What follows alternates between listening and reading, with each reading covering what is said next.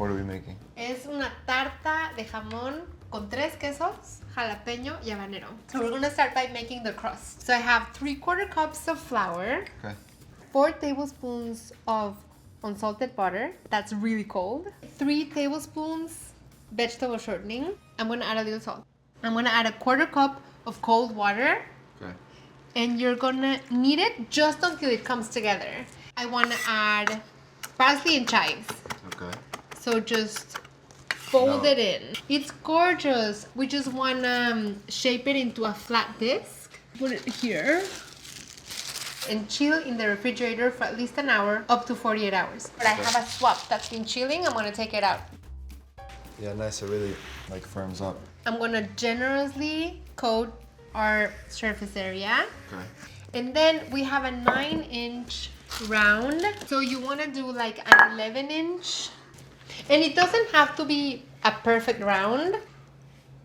Just go for it, and if you mess it up, you roll it up and roll it again. Like 1, 2, swift. Para que tengamos el big overhang. Now, well, you know how to put it in there. 1, 2. I think this was pretty fantastic. Yeah, it looks good. I love it, Juju. Can you help me get a fork? Yes. And we're gonna prick it all over. Okay, so now we're gonna blind bake. So it keeps the dough in shape, it keeps it from shrinking, and it keeps it from cracking. Okay, so we have the oven at 375. We're gonna do like 8 to 9 minutes.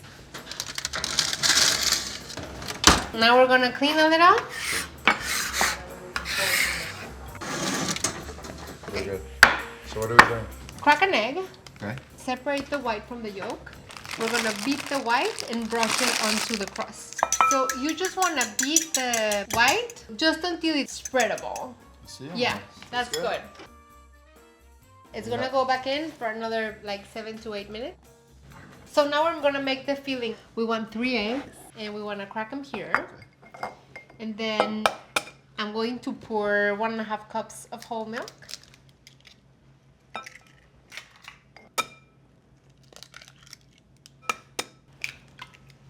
Okay, now if you want to whisk, I'm going to add a little bit of salt and a little bit of pepper. It gives it a nice mellow taste. So si quieres, pásame el jamón, we can put this aside. Okay. You want to dice. The crust is ready. So pretty. There's so many people that I've met on the road that have these in their backpacks, in their little cans.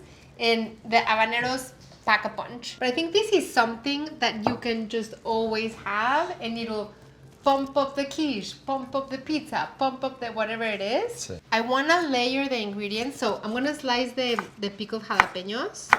I like adding the non-cheese ingredients first, because if I add the cheeses now, they will melt and stick to the crust, and I don't want the cheese to melt in the bottom. We're going to add the ham and habaneros.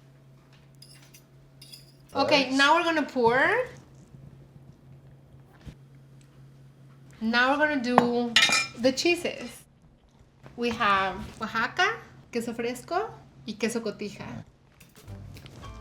We're doing about 1/3 cup of each cheese. Now you can pour the rest. Gorgeous. Put these back in there. How long does it have to stay in there? 25 minutes.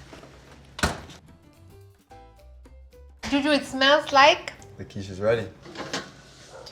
I'm gonna chop some chives. Ay, mira qué rico, qué suavecito. Okay, Cheers. Cheers.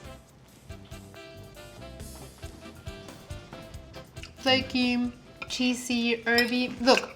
Quiche isn't super heavy, but it definitely has a lot going on.